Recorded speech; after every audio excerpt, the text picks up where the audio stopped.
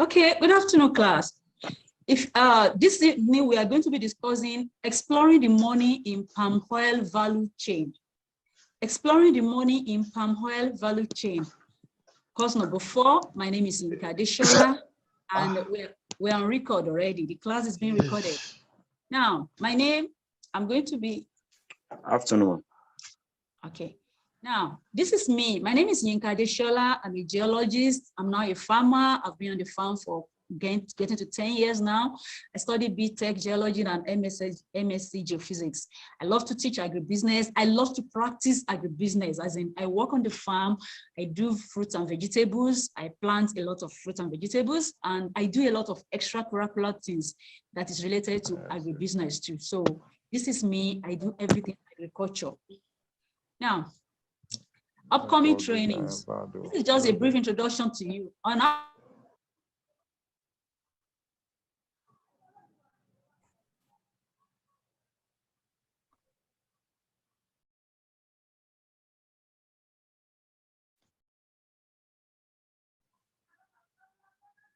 Hello, class. Not a good. Hello, class. Yeah, hello, continue. Okay, so like I said, brief introduction. We have a training center, practical agribusiness course. We have practical agribusiness center where we train farmers, we teach farmers, unemployed youth. We train people that are planning for retirement on how to invest wisely in agribusiness. And accommodation is available for people that want to come and every other thing. I'm going to be extra fast. Guys, I'm going to be extra fast. Now, the course promise, before we start this course, I'm promising you that by the end of this course, by the time we finish this course, you should understand how the various ways by which you can explore money making in palm oil value chain. We know what is palm oil and we know how it works, but by the end of the course, you should be able to explore, okay, this is, if I put my money in this business, or if I put my money in this cultivation, this is what I'm going to get, or this is what is going to happen, or this is how it's going to be. This is what I promise you before the end of the course. This is what we are going to be learning here today. Now, so the palm generally, let's discuss about the palm tree. The palm tree is a perennial flowering plant. When we say perennial, it's something that doesn't grow, that doesn't mature in 1 year. That means it may take 2 years, 3 years, 4 years. So it's a perennial flowering plant. It's produced flower, is a perennial flowering plant. They can be climbers, shrubs. There are plenty types of palm, as in there are about 181 genera with around 2,600 species of palm. You know why? Because you come across a lot of palm trees, you see that their trees are different. There's the one that produces dates. There's the one that produces coconuts. There's the one that, so there are different types of palm. They are all referred to as the palm family. So when you have idea of, so that's why there's the one that produces palm oil, there's the one that produces coconuts, there's the one that produces dates, and there's one that produces some other things too. But the major one we are used to is the one that produces palm oil and the one that produces coconut oil. So these are the types of palms that we have. Now, that's why I show this picture. You can see there are different structures, different leaves, different everything. There are different types of palm. Now, palm oil versus coconuts is just a brief one we're adding here. If you're talking of palm oil versus coconut, it means a coconut tree is coconut belongs to the family of palm. Palm oil, coconut, they are in the same family. So in that family, you now have coconut and different. So not all palm trees are coconut trees. Only one species of palm tree that can bear coconuts. Only one species of palm trees can bear coconuts. If I'm too fast, please just notify me. I'm trying because of the time, because of the internet and all this. What is palm oil? Now, what is palm oil? The class this evening, we're discussing the different types of what we can benefit from palm oil. But we need to first understand what exactly is that palm oil. One, it is an edible vegetable oil that comes from the fruit of oil palm trees. This is oil palm trees. This is African oil palm. This is a tree. This is a tree, African oil palm. These are the fruits of palm. This is how it looks like. This is palm. This is how its fruits. This is how it brings out its fruit. You now find out that when this fruit comes out like this one is ripe, this red one is ripe. Why this one is not yet ripe? So the ripe ones here, this is where we get our red oil, palm oil. And we also got two types of oil are gotten from African oil palm. Two types of oil. The two types of oil, the first one is the palm kernel oil, and the second one is the red oil that we get. I'm going to explain them slowly now so that you understand them. A tree, when you plant palm oil, when you want to plant palm, you plant the seedling, you plant the seedling. When you put the seedling down, it grows and gives you this bunch. It grows to get to this size. This bunch that you are looking at, this, you can see this one is red color already, while this one is not red yet. So when it gives you this bunch, this one will now give you two types of oil. There's the red one and the one that will not be red. That is what it does. Now, look at the picture here. This is, you can see these two pictures here. This is the red oil. It's gotten from this fruits. This is the fruit of the oil. And the white one here, I call it vegetable oil, but it's called palm kernel oil. It's gotten from this. On the same bunch of tree, you get two types of oil, depending on which part you are extracting. Now, we go back to the palm. You see, this bunch, this just one bunch, is going to give you two types of oil, the red oil and the white one, depending on which part you are extracting. So now, that is palm oil. Two types of oil can be produced. The crude palm oil, which comes from the squeezing of the fleshy fruits, and then the palm kernel oil, which comes from crushing the kernel. So you have two oils coming from it. Originally from origin, palm oil is from Africa. That is why it is called Africa oil palm. It is naturally grown in Africa, as in it's grown by itself on African soil, as in nobody planted it initially. It's just grow by itself. And then people find out that since it's growing, people now start planting it. So that is why it is called African oil. Then in about 100 years ago, the people from Malaysia and Indonesia, they came to Nigeria specifically. The oil is an origin from Nigeria. Palm oil is from Nigeria. So the people from Indonesia and Malaysia, they came to Nigeria and they bought the oil. They took some of the seeds of the oil and then they took it to their own country. And when they get to their own country, they you know, the way they research and do a lot of work on it, and they were able to produce high-yielding fruits, as in better one that are better than the one we have in Nigeria. So currently, Indonesia and Malaysia make up the 85% of global supply of the red oil. Indonesia and Malaysia are the major, because they've gone to improve on their breed and they were able to get a good breed. So they are able to supply and produce the highest volume of red oil as it is now. So that is what we have now. So these are the two types, the red palm and the palm kernel or vegetable oil. These are the two oil we get from palm oil. Now, like we said, in the 60s, Nigeria was producing about 43% of what the world needs. But remember, the palm in Nigeria were naturally grown. They were not planted by anybody. They grow themselves and they were producing, they were giving us yield. And so Nigeria was a big exporter in the 60s. But with time, I told you, Malaysian people came around and they picked the oil and they went to develop it to suit their own. When they do that, they improve on it and they produce a high yielding types of oil. But in Nigeria, we are still with the old ones that are producing for us. That's what we are now still replanting. So currently, Nigeria is not even within the 3 to 5% of total global output. We are not able to produce enough for our community, as in what we produce now cannot satisfy us, not to talk of exporting. So currently, Nigeria is not exporting oil, as in red oil.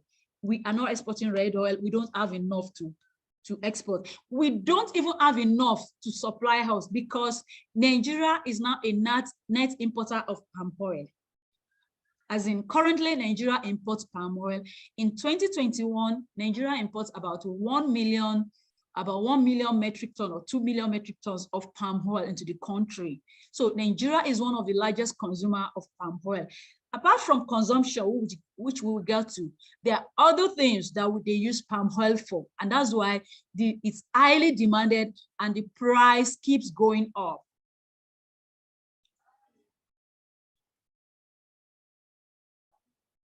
Hello? Hello, we are following, ma. Okay, okay. Now, thank you. Why is palm oil everywhere? Why is palm oil everywhere? Because you keep wondering, why did they say the increase and all these things? Why is it everywhere? It is, palm oil is odorless and colorless. Yes, the oil is red. When you process, you get the red one, you get the white one, or the liquid, the other one. But you find out that when you use it in anything, you can change the color and it will not show. So it is colorless, it is odorless, they believe. So it doesn't alter the look or smell of food products. That's why they use it so much, especially the white one, that one that is not red. It is resistant to oxidation. Do you notice most times when you want to prevent something from getting rusting or from getting bad, you use oil to rub it? Oh, they say go and rub this oil. It's resistant, doesn't allow oxidation, doesn't easily react with iron to form oxidation, to oxidize. So those are the factors that make it highly demanded. It's stable at high temperatures, which give fried product a crispy and crunchy texture. It's able to produce high quantities of oil over small areas of land. We are going to be discussing this. You see, when you compare, there are different types of oil. In the system we are entering now, plant oil are the major oil that people are really looking for. When I say plant oil, I'm talking of soybean oil, I'm talking of sunflower oil, I'm talking of coconut oil, I'm talking of so many other types of oil. And this oil, right now, they are in high demand. But out of all this oil, palm oil have the highest producing on a small scale, as in, if I'm cultivating 1 hectare of soybeans, 1 hectare of palm oil, 1 hectare of coconut oil, 1 hectare of every other crops I'm cultivating, palm oil will give me the highest volume of oil per size of land. That is why most people are really cultivating it. In other countries, in Nigeria, I think we got there. There are a lot of reasons we're not cultivating it, because we look at it as a long-term produce. Initially, or even till now, the oil we have in Nigeria are the ones that stayed 7 years, 6 years, 8 years. So it's kind of discouraging. You know, imagine I want to put my money down, I want to tie my money down for 6, 7 years or 8 years. It's a bit discouraging. And because of that, a lot of people are not into, that's why most of us are not into tree crops, into palm oil and all these things. Meanwhile, that is where the money actually is. Okay. Now, comparing oil production to others. Please, like I said, if I'm too fast, please send a message, then I'll slow down. I'm trying to save us the time plus the network and every other thing. I hope I'm not too fast. Okay, so now you see, I told you with palm oil per hectare of land, if you have an hectare of land and you plant soybean oil is highly demanded, sunflower oil is highly demanded, there's a crop we call rapeseed, the oil is highly demanded. There's so many crops that their oil are highly, very demanded. But like I said, if you put 1 hectare down, an hectare of land, if you have an hectare of land and you are putting it to use for agriculture, you find out that the one for oil palm, you can see, for others, soybean is giving you 0 point something per hectare. Sunflower is giving not less than one ton per hectare. Rapeseed is giving less than 1 ton per hectare. But oil palm, the lowest oil palm that will give you is 4 tons of oil per hectare. So for other countries that quickly know the advantages, they quickly jump into that process. And that's what Malaysians and Indonesians, that's what they took advantage of. And actually right now, there are palm oil that produce 10 tons per hectare, 15 tons per hectare, even as far as 18 tons per hectare. There are hybrid seeds that produce that right now. So that's why palm oil in other countries, they are really, really very good. Now, this is how How long does it take to grow palm? Does it take palm to grow? Like I said, you see, the old ones that grow naturally in Nigeria, they did so because they take about 5-7 years before they grow, because it's survival of the fittest. You find them mostly in the Delta area, Niger Delta area. There are plenty palms around there, but the productivity is low. The yield is low. One, the years are long and the yield is low, because it's like something that struggles to grow by itself. And when it's now grow by itself, it's survival of the fittest. And it has been there since 30, 40, 50 years ago. We're talking of 1960s. You know what I mean? So the yield is not as much as it used to be. It's not even having a high yield compared to the one that was taken to other countries and they went to breed a new one. So now these are the types of oil we have. The number one is naturally grown palm. This grows in 5 to 7 years or even more years. Then we have the breed seedlings. These ones are still 3 to 4 years, but the yield is low. This one gives you 3 to 4, they give you like 3 to 4 tons per hectare of palm oil. Now the hybrid seedlings, when you talk of the hybrid seedlings, are the one that the Malaysians have gone to work on, the Indonesians. There's where we have the calyx, that's where we have the super gene, that's where we have the there's another one again, I can't remember, yambagi. Meanwhile, in these breed seedlings there, we have tenera. Tenera is the common palm oil in Nigeria. You go everywhere, you see tenera. Tenera is the common one, and it is 3 to 4 years, and the yield is about 4 tons or 3 tons per hectare. But for the hybrid seedlings, I'll be explaining them, the yambagi, the calyx, and the whatever, they are highly developed. This is what Malaysians and Indonesians are using, and that is why they could be the major producer, major suppliers of oil. Now, okay. So now, how is palm oil cultivated? How is it cultivated? Since we are here, we want to explore every means by which we want to make money from palm oil. The cultivation of palm oil is mostly done in monoculture, as in you will arrange it. Monoculture means you plant it alone. As in, if I want to have a palm plantation, I'll plant palm. But in Nigeria, we started a system with it where you intercrop with maize. We intercrop with annual crops. You know, annual crops are crops that spend like maybe 4 months, 3 months, or even a year, like cassava that spend 9 months, 12 months. So you can intercrop your palm oil with those ones. You know why? You harvest the palm, you harvest the maize maybe in 4 months, or you harvest your cassava in 9 months. You can even, like what we do with cashew on the farm in my local area here, when we plant cashew, we continuously plant maize inside the cashew until when the leaves start overlapping each other and they cannot allow the maize to stay again. So the same way, it is advisable to do this with palm. So we intercrop. Palm trees are planted about 6 to 10 meters apart, most especially, so that they have a large space in between them, so that their crowns do not overlap when they grow. Now they are hybrid palm. The old palms we have are very tall. They are very tall ones. Now we have the short ones that are not extremely tall of the palm.